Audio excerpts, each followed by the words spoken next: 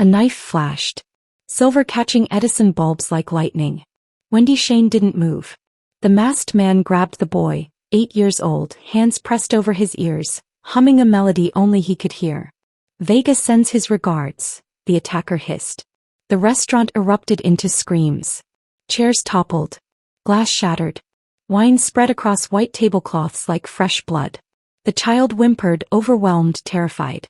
And across the dining room the cold dragon rose from his chair, every instinct screaming one word: Yoon. But someone else moved first.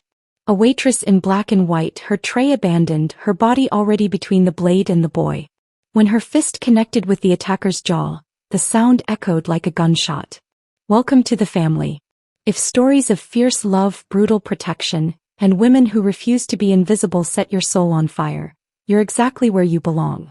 Hit that subscribe button and let me know in the comments where you're watching from, because this journey into darkness is just beginning, and I want you with me for every dangerous, passionate moment. Now let's see how deep this rabbit hole goes. Wendy Shane knew invisibility like a second skin. At 25 she had perfected the art of being overlooked. Eyes down, movements efficient, presence easily forgotten.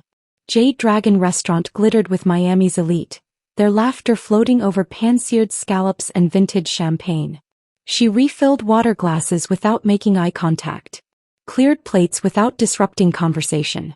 Existed in the spaces between moments. Her father had taught her that before the stroke took his words. Head down, baby girl. Safe is invisible. He'd been a good man who made one mistake. Witnessed something he shouldn't have, whispered to the wrong person, paid with a bullet that left him breathing but broken. Wendy learned young. The world was cruel to black women who drew attention, brutal to those who dared take up space. So she shrank. She worked double shifts at Jade Dragon, sent money home for her sister's college tuition and her father's medical bills. She carried pepper spray in her apron and kept her dreams small enough to fit in the 4 walls of her studio apartment. And she told herself this was enough, this half-life of safety and silence. But grief has a way of making people reckless. Across Miami's glittering skyline, in a compound that looked like a palace and functioned like a fortress, another soul carried a different kind of pain. Shin Woojin, known in whispered conversations as the Cold Dragon, understood isolation like a language he'd spoken since birth. At 34 he commanded Miami's Korean underworld with calculated brutality. His empire was built on fear, respect, and the understanding that mercy was a luxury he couldn't afford. But empire meant nothing when measured against the weight of his son's silence. Yoon was 8 when the autism diagnosis came, though Shin had known from the moment his boy stopped meeting his eyes at 18 months, stopped responding to his name, started humming patterns that seemed to come from somewhere beyond this world. Yoon's mother, Shin's late wife Ji-hai, had understood their son in ways Shin never could. She spoke his language of repetition and routine, of textures and melodies. She made the world gentle enough for him to exist within it. Then cancer took her. Sudden, vicious, irreversible. Shin tried to be both parents. He hired the best therapists, created the safest spaces, learned every trigger and comfort his son possessed. But his hands, so skilled at violence, trembled when trying to soothe. His voice, which commanded armies, couldn't reach through Yoon's walls. The boy hummed his mother's lullabies and rocked himself to sleep, and Shin watched helplessly from doorways, a king powerless in the only kingdom that mattered. He kept Yoon hidden from the underworld. Children were weapons, leverage, targets. The boy existed in protected silence. Homeschooled, guarded, loved desperately by a father who didn't know how to show it except through control. But control is an illusion, especially when rivals smell weakness. Ricardo Vega, Colombian drug lord and Shin's blood enemy, had been circling for months. Testing defenses. Probing for vulnerabilities. And somehow, through betrayal, through surveillance, through the rot that lived in every organization, Vega learned about Yoon. So on a Wednesday night, when Jade Dragon Restaurant buzzed with Miami's wealthy and criminal elite conducting business over Wagyu beef and political favors, when Shin took his son out for the first time in months because Yoon loved the restaurant's koi pond and needed something beyond compound walls, when Wendy Shane carried her tray past table 12 without knowing the tattooed man in the immaculate suit was death incarnate, everything changed. Vega's men moved during dessert. 3 masked attackers, weapons concealed until the moment mattered. They targeted Yoon specifically, The boy in the corner booth, hands flapping, overwhelmed by the restaurant's noise, his father momentarily distracted by a business call that couldn't wait. The knife came fast. The boy's fear came faster, a sound like breaking glass, pure terror. And Wendy, who had perfected invisibility, who carried her father's warnings like gospel, who survived by never being noticed, made a choice. She didn't think, couldn't afford to. Her body moved with muscle memory from the self-defense classes she'd taken after her father's shooting, from the rage she'd swallowed for years, from some deep place that screamed, not this child, not today, not while I'm breathing. Her tray became a shield. Her fist became a weapon. She put herself between 8-year-old innocence and calculated murder. And when the attacker's blade scraped across her forearm instead of the boy's throat, she didn't scream, she fought. Shin saw it happen in fragments. His son's terror. The masked man. The waitress. That waitress, the one who always moved like a ghost. Suddenly blazing with lethal purpose. She disarmed the attacker with brutal efficiency, her movements clean and devastating. Blood sprayed. The knife clattered. And by the time Shin's security descended, by the time gunfire erupted and Vega's men either died or ran, Wendy Shane was kneeling beside Yoon, her voice soft and steady despite the gash on her arm. Hey baby. You're okay. You're safe now. Can you hum for me? That pretty song you were doing before? That's it. You're so brave. Yoon's hands uncovered his ears. His humming resumed, shaky but present. And he did something he never did with strangers. Something that made Shin's heart stop cold. The boy reached for her hand. Later, after police were paid off and bodies were removed and the restaurant's owner promised eternal silence, Shin found Wendy in the kitchen. She was having her arms stitched by his personal doctor, her face pale but composed, her jaw set in that stubborn line he'd seen on warriors and survivors. You put yourself between my son and a knife, he said quietly. She looked up. Met his eyes without flinching, first person who'd managed that in years. He was scared. Someone had to. Someone did. Shin moved closer, every predatory instinct recognizing something in her. Steel wrapped in silk, danger disguised as gentleness. I need to know why. Wendy was silent for a long moment, thinking about her father, about her sister, about all the time she'd watched people suffer and done nothing because survival meant invisibility. I'm tired of being the person who looks away, she finally said. Shin studied her. This woman who killed to protect, who met darkness without flinching, who made his son feel safe when he couldn't.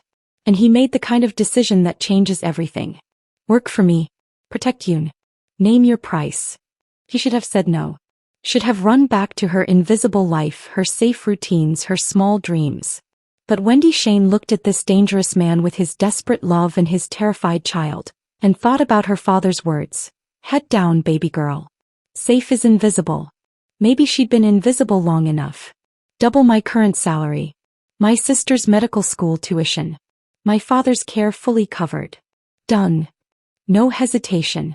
You start now. And in that sterile kitchen that smelled of antiseptic and blood, Wendy made her choice. She stepped into the darkness, not knowing it would consume her, change her, give her everything she never knew she needed. Behind them, through the kitchen door, Yoon's humming drifted. A melody his mother used to sing, now hummed for the woman who saved his life. The cold dragon and his unexpected guardian. The beginning of something that would burn Miami to its foundations. This was how it started. Not with flowers or promises. With violence and choice, and the moment Wendy Shane stopped trying to be invisible and became unforgettable instead. Blood dried sticky against Wendy's uniform, the cut on her arm throbbing with each heartbeat. Shin's office loomed above Jade Dragon like a throne room, floor-to-ceiling windows overlooking Miami's glittering skyline, dark wood and darker secrets. Yoon pressed against her side, small fingers twisted in her sleeve, humming that haunting melody that sounded like goodbye and hello tangled together. Shin stood backlit by the city, and Wendy finally saw him clearly. Not just the tattooed crime lord who moved through chaos like a blade through silk, but the father whose hands trembled slightly when they'd lifted his son off the restaurant floor. Power and vulnerability wrapped in an immaculate suit now spattered with other men's blood. You need to understand what happened tonight, he said, voice like smoke over gravel.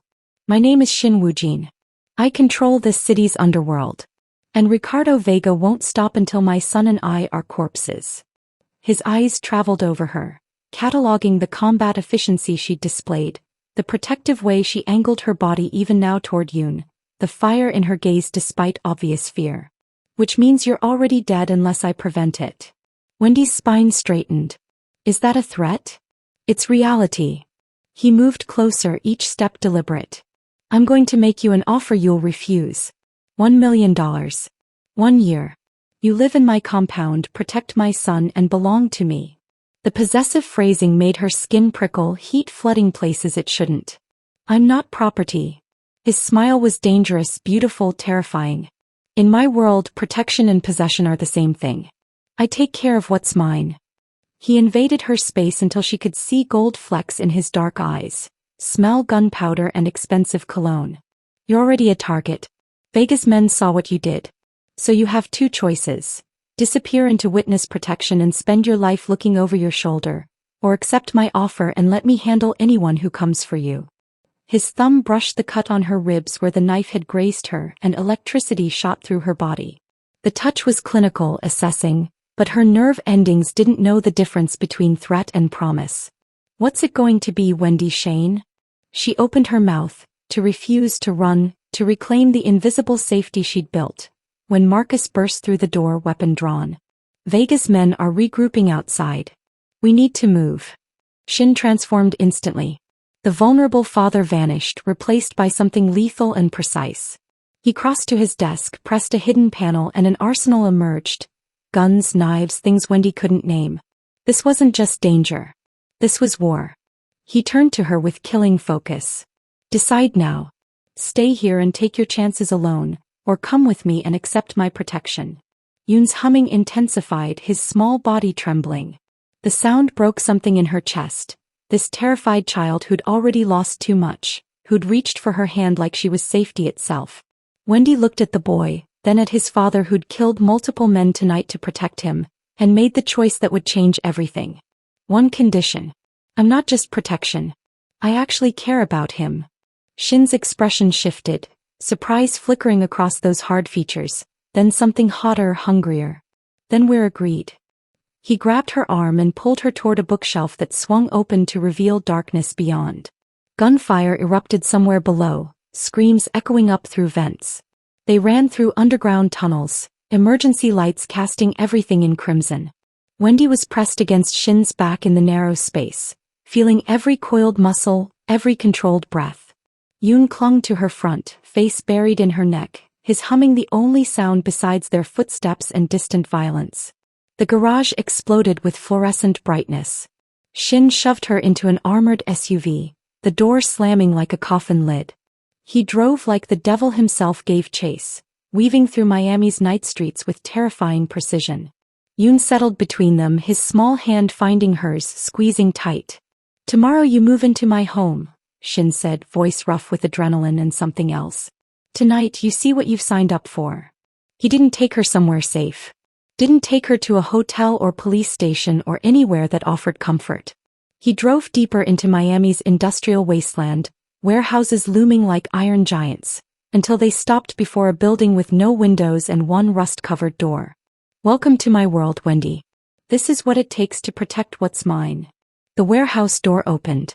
Marcus stood there, knuckles bloody, expression grim. Behind him, 3 men tied to chairs, faces swollen, mouths gagged. One of them looked up when Wendy entered and recognition flashed. He'd been at Jade Dragon, part of the attack.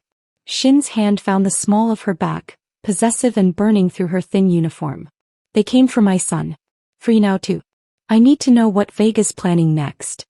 His lips brushed her ear, intimate and terrifying. Last chance to run, Wendy Shane. Because once you see this, there's no going back to invisible. Yoon's hand tightened in hers. Marcus closed the warehouse door with a metallic clang.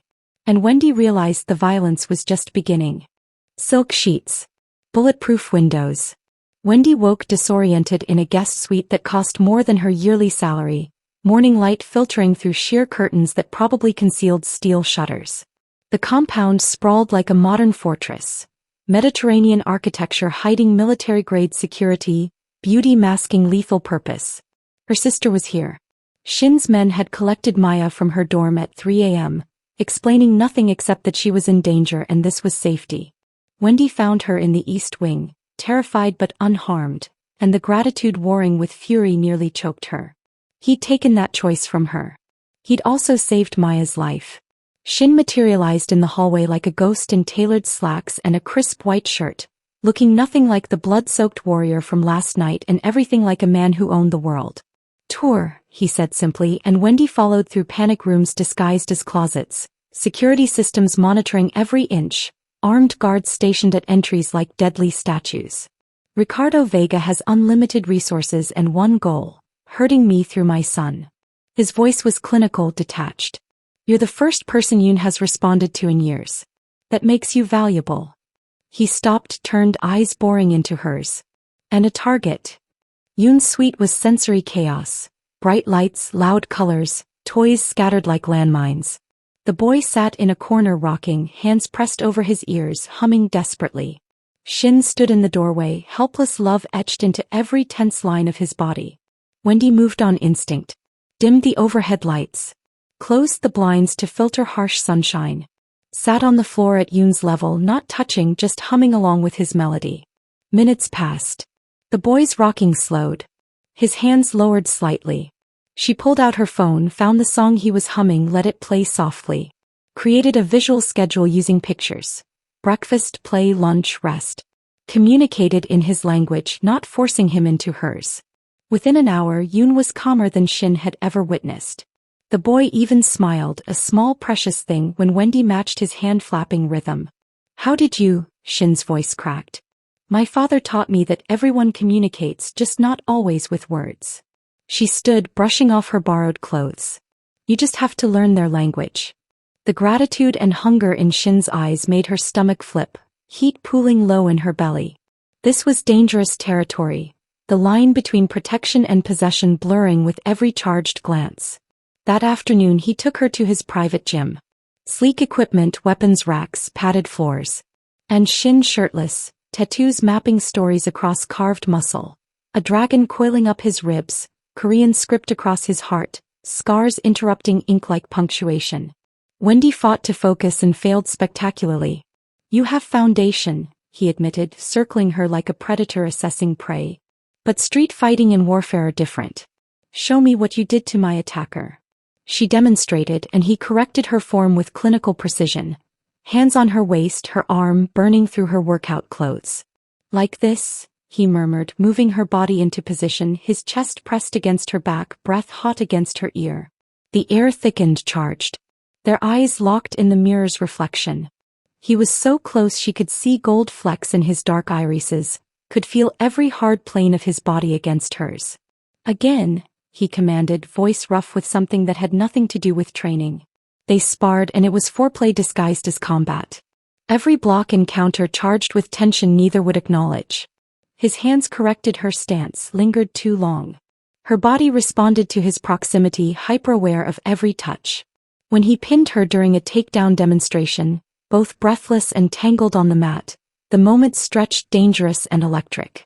Then Shin pulled away, jaw tight. Enough for today. But it wasn't enough. Would never be enough. That night, alarms shrieked through the compound like banshees, ripping Wendy from restless dreams. She moved on pure instinct, grabbing the gun Shin had left in her nightstand, checking Yoon's door. Locked. Secure. Gunfire erupted outside.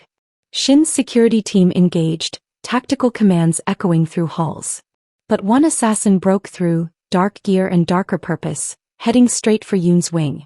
Wendy intercepted him in the hallway. No fear. Just lethal focus and the memory of her father saying protect the weak. The fight was brutal and fast. He was bigger, military-trained, armed with a combat knife that sang through air.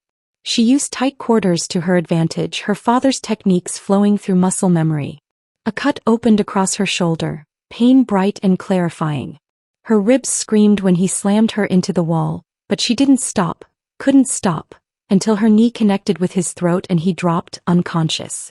Shin arrived seconds later, gun drawn, murder in his eyes. He found Wendy standing over the body, chest heaving, blood streaking her arm. Behind her, Yoon's door remained locked and secure. His expression transformed into something primal, possessive, barely controlled. He crossed to her in 2 strides, one hand cupping her jaw, the other checking her injuries with shaking fingers. "You're hurt," he growled. "I'm fine." She gasped for air. He didn't get to Yoon. And then Shin did something shocking. He kissed her. Hard, claiming, pouring all his fear and fury and need into the press of his mouth against hers. His hand fisted in her hair, angling her head, deepening the kiss until she forgot her own name. When he pulled back, they were both shaking, standing in a hallway with an unconscious assassin and all their walls crumbling. "You're incredible," he breathed against her lips. "And you're mine." Morning light found Wendy in Yoon's suite, the kiss still burning on her lips like a brand she couldn't wash away. Shin didn't apologize. Didn't pretend it hadn't happened or blame it on adrenaline. Instead, he appeared in the doorway while she helped Yoon with breakfast, leaned against the frame like he owned her oxygen, and watched with an intensity that made her hands shake. "Coffee?" he offered, voice silken smoke. "I'm fine." "You're never fine." He crossed the room, set a mug beside her with deliberate care, his fingers brushing hers. "You're magnificent." The possessiveness escalated throughout the day. He found excuses to touch her, a hand at the small of her back guiding her through hallways, fingers adjusting the holster she now wore, standing close enough that she felt his heat through clothing. During Yoon's therapy session, Shin sat beside her on the observation couch, thigh pressed against hers, arm draped across the backrest in a casual claim that felt anything but. Marcus cornered him that afternoon in the security office. Wendy passed by, heard the sharp exchange through the cracked door. "You're getting distracted, boss. Vegas planning something and I'm protecting what's mine." Shin's voice was cold, absolute. "She saved my son twice. She's under my personal protection now. She's becoming a weakness." "No." A pause heavy with threat. "She's becoming my strength. Move her suite next to mine. Assign her a permanent detail. Marcus, I want eyes on her every second she's not with me or Yoon." Wendy's heart hammered. She should feel trapped, controlled, suffocated. Instead, she felt claimed in a way that terrified and thrilled her in equal measure. Inside Yoon's suite, the child hummed one of her favorite songs. She'd played it once days ago, and his brilliant mind had captured every note. He was building an elaborate structure with blocks, sorting by color and size with mathematical precision. When she sat beside him, he leaned against her shoulder without prompting, a gesture of trust that shattered her completely. She was falling. For this sweet, brilliant boy who communicated through melodies and patterns. For his father who killed without hesitation but read Korean bedtime stories with infinite tenderness, whose hands were equally skilled at violence and gentle hair smoothing. Her sister saw it immediately during their supervised video call that evening. "Girl, you're in deep," Maya said, eyes wide. "Your face when you talk about them. Wendy, be careful. This isn't normal life." "I know." Wendy's voice cracked.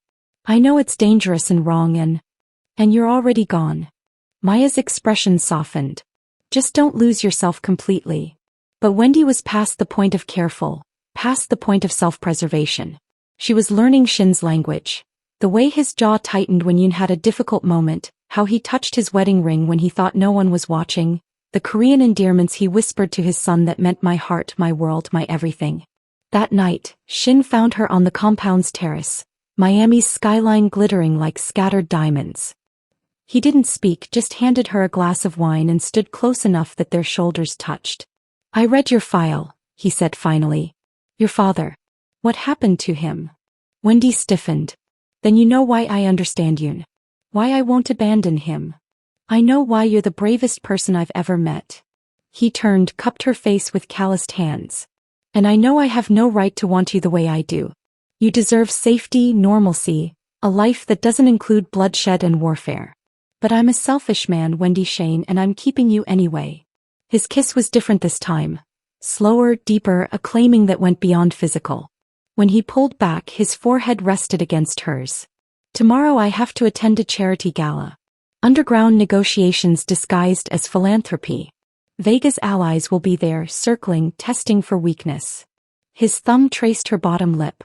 "I'm bringing you as Yoon's guardian. But it's also a test and we both know it. Can you handle my world dressed in silk and smiles while carrying weapons beneath? Try me." His smile was predatory proud. "Tomorrow night then.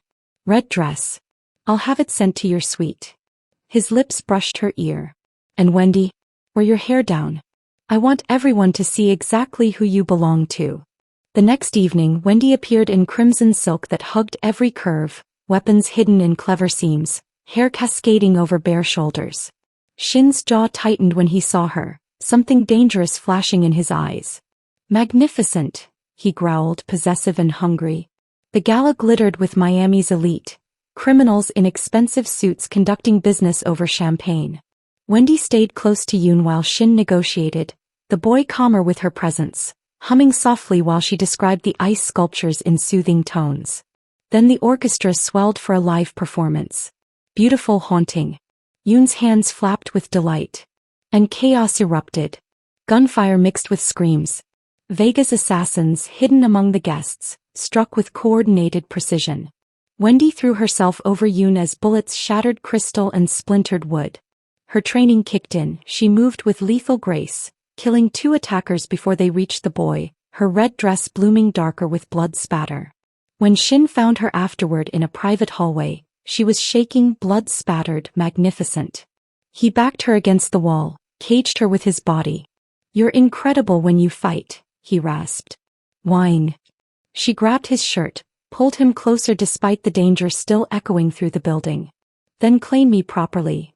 They barely made it to his car before his hands were in her hair, her dress riding up her thighs, the privacy partition rising as they consumed each other with desperate hunger. Marcus's call shattered the moment. Boss, we've identified Vega's mole. It's Dr. Park.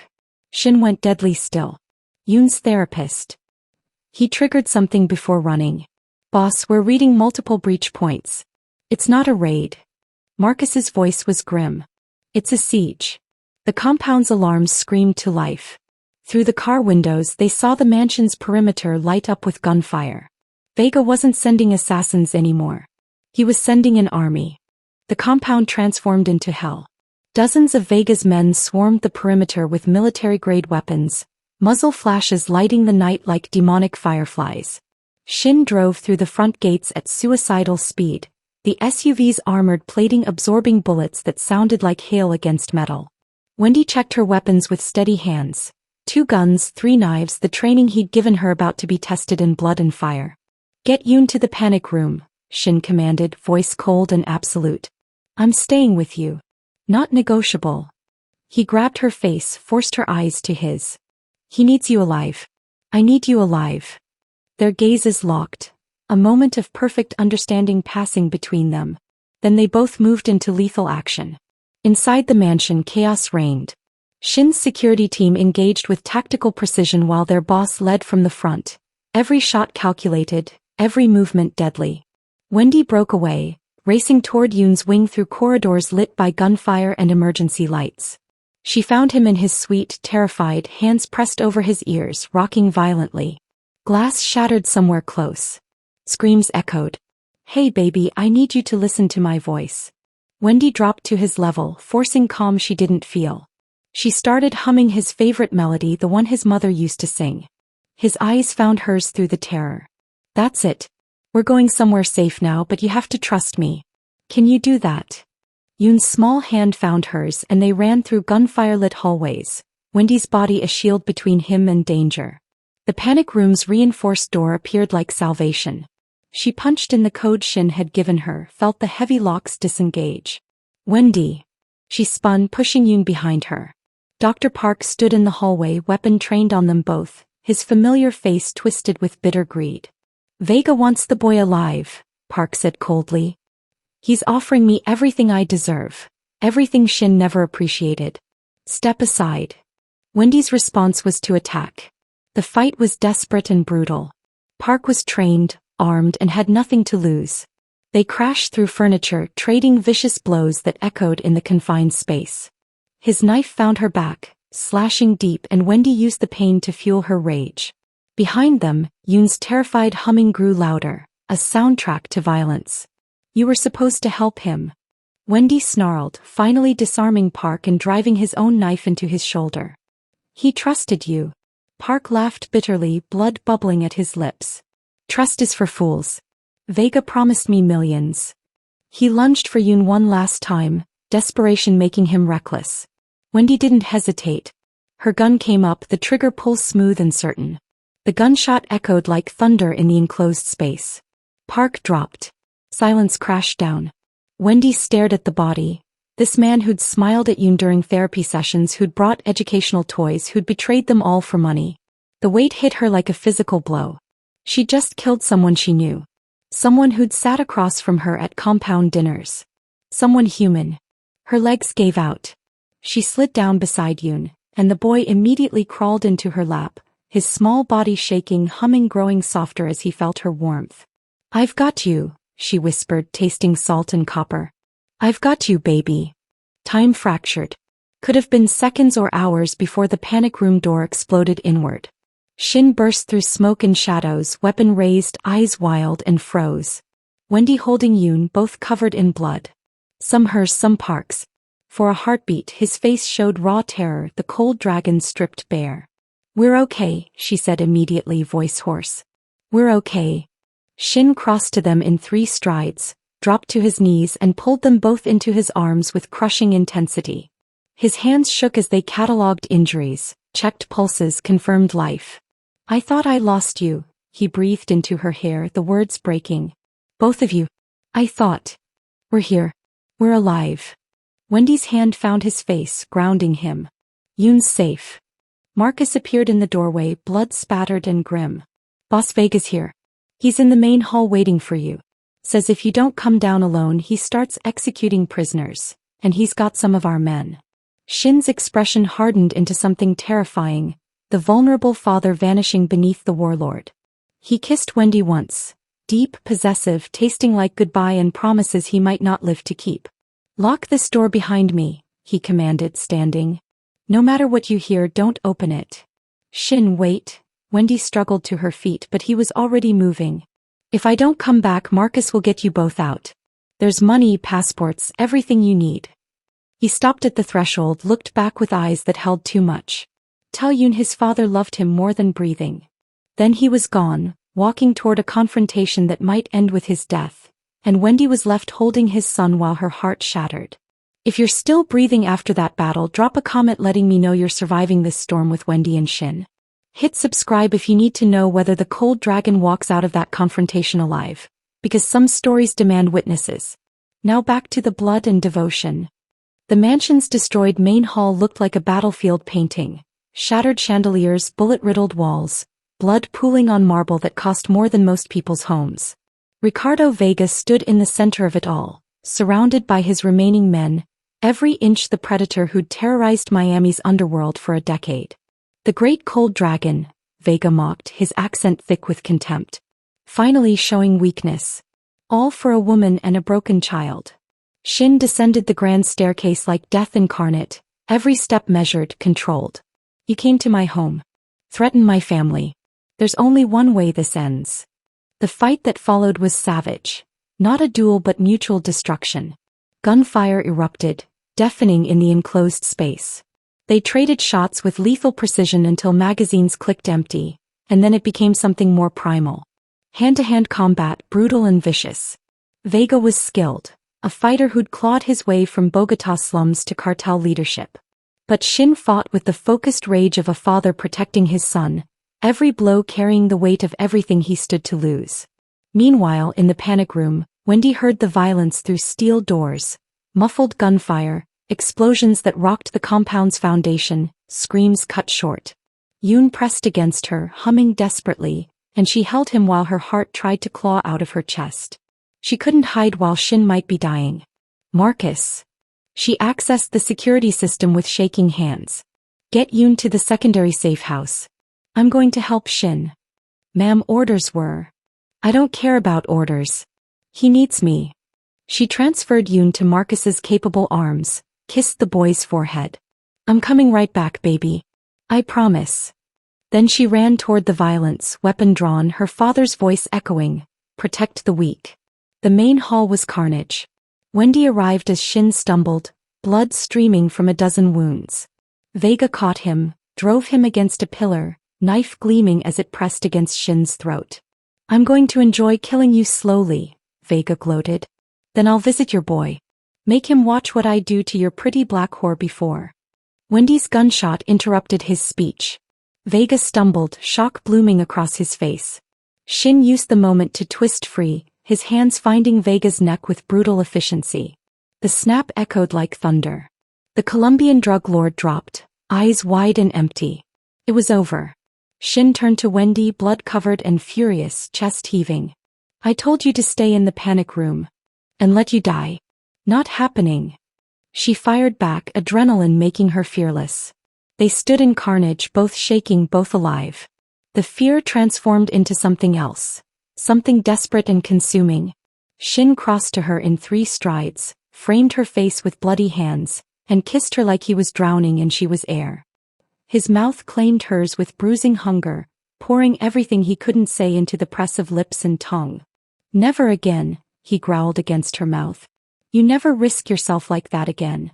Then stop trying to die for us, she demanded, fisting his torn shirt.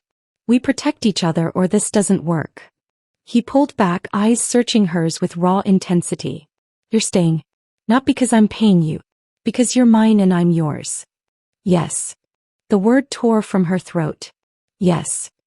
He kissed her again, softer this time, sealing the promise with blood and devotion.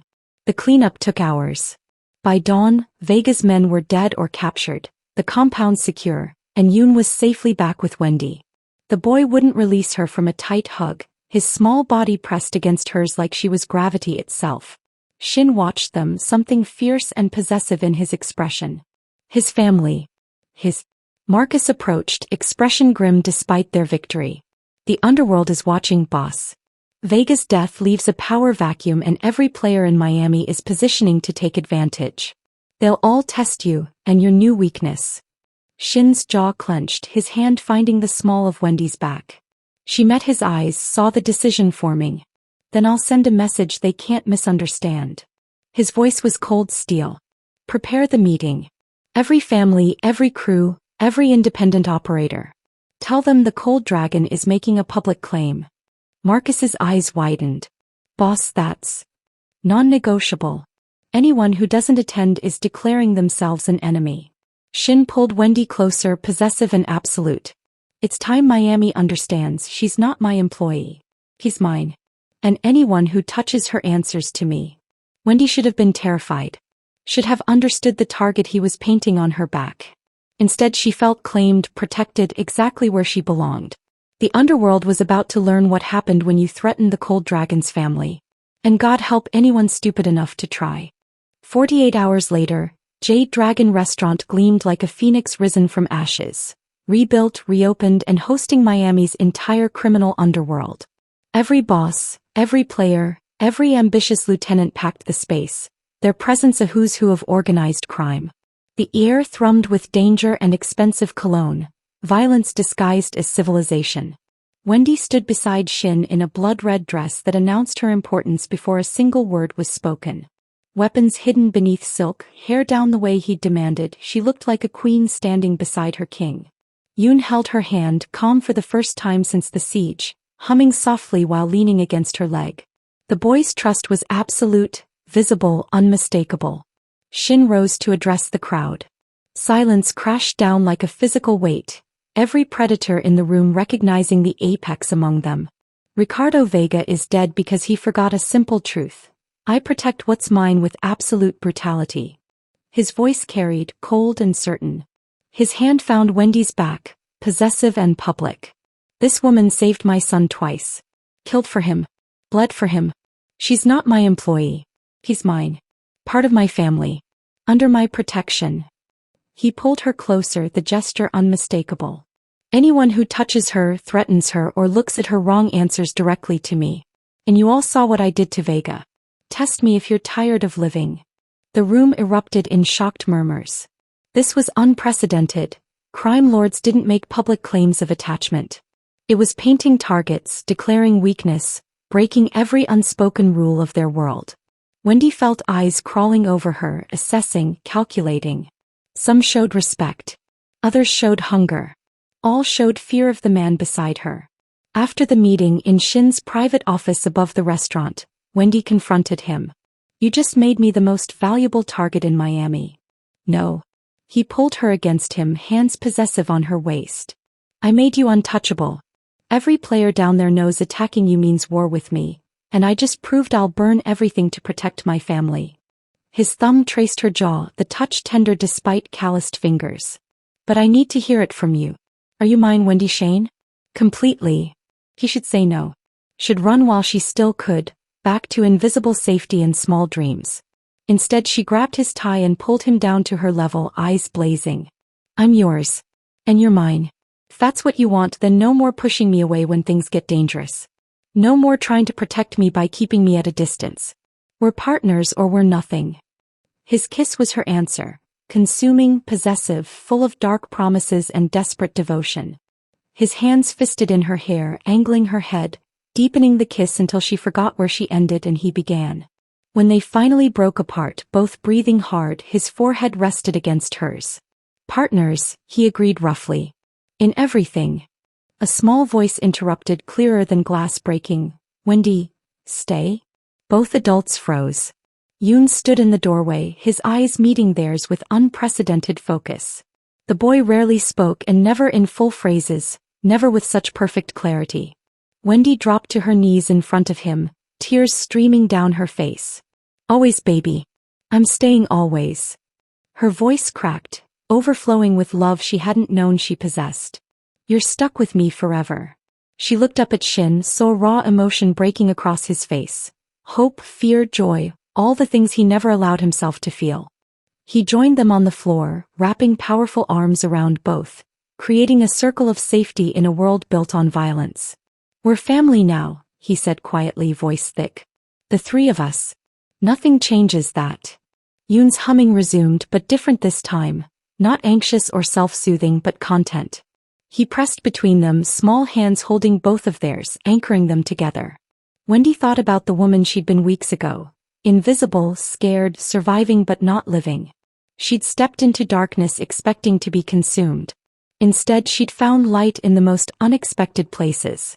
A child who communicated through melodies and needed someone to understand his language. A man who killed without hesitation but read bedtime stories with infinite tenderness. A love forged in blood and violence that somehow felt more real than anything she'd known in her careful, safe existence. No regrets. Shin murmured against her hair. Wendy thought back to that night at Jade Dragon. The knife flashing, the choice to step forward instead of away, the moment that changed everything. She looked at Yoon humming peacefully, at Shin's fierce protective love, at the future stretching before them written in blood and devotion. Not one, she whispered. Outside, Miami glittered with possibility and danger. The underworld would test them, threaten them, try to tear them apart. But they were ready. The cold dragon and his fierce protector, bound together by choice and blood, unbreakable. Forever. 3 months later. Wendy woke tangled in silk sheets in Shin's arms, sunlight streaming through bulletproof windows that cost more than most people's cars. Morning had never felt like this before. Safe, warm, claimed in the best possible way. Yoon was already awake in the adjoining playroom, building elaborate pattern structures with mathematical precision, humming contentedly. Their master suite. Not the guest room, not temporary quarters, but theirs. Because Wendy had moved in permanently, her belongings mixed with Shin's, her weapons beside his in the nightstand safe, her toothbrush next to his in the marble bathroom. Shin's lips found her neck, trailing heat along her pulse point. Good morning, Mrs. Woojin. She laughed, the sound easy and unguarded. Someone's presumptuous. We're not married yet. Yet, he agreed, voice rough with mourning and want. Someone's also right. He shifted, reaching for something on his nightstand, and suddenly Wendy's breath caught. A black velvet box appeared, open to reveal a ring that stole her voice. A blood ruby surrounded by diamonds, beautiful and dangerous like their love, like the life they'd chosen together. Marry me, Shin said, not asking but declaring, his eyes holding hers with fierce intensity. Make it official. Be mine in every way that matters. Her answer was a kiss that promised everything. Forever and blood and devotion wrapped in the press of her lips against his. When she pulled back, tears streaked her face. Yes. Always yes. He slid the ring onto her finger, the ruby catching light like captured fire, and kissed her again with the kind of passion that made 3 months feel like eternity and a heartbeat simultaneously. Later, while Yoon played and Shin handled business calls in his office, his voice cold and commanding as he negotiated deals that would never appear in legal documents, Wendy stood on their balcony overlooking Miami's coastline. The city glittered in afternoon sunshine, beautiful and brutal, hers now in ways she'd never imagined. Her sister was thriving in medical school, fully funded, sending video messages filled with gratitude and concern and love. The compound was secure, rebuilt stronger than before. The underworld respected Shin's claim. No one dared touch what belonged to the cold dragon, not after Vega's very public, very final lesson. And Wendy had fallen completely, irrevocably in love with a man who killed for her and a child who called her name with perfect trust.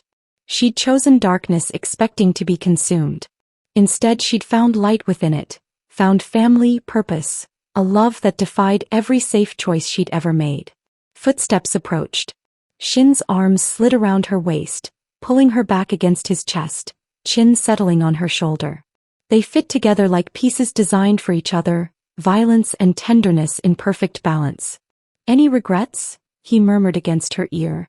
Wendy thought back to that night in Jade Dragon. The knife flashing, the masked attacker reaching for a terrified child, the moment she chose to step forward instead of away. The choice that shattered her invisible life and gave her this impossible, beautiful, dangerous future. "Not one," she whispered. Inside, Yoon's laughter echoed, pure and joyful, the sound of a child learning to exist without fear. He called out, voice clear and strong, "Wendy, come see." She turned in Shin's arms, saw the raw love in his eyes, felt the weight of the ring on her finger.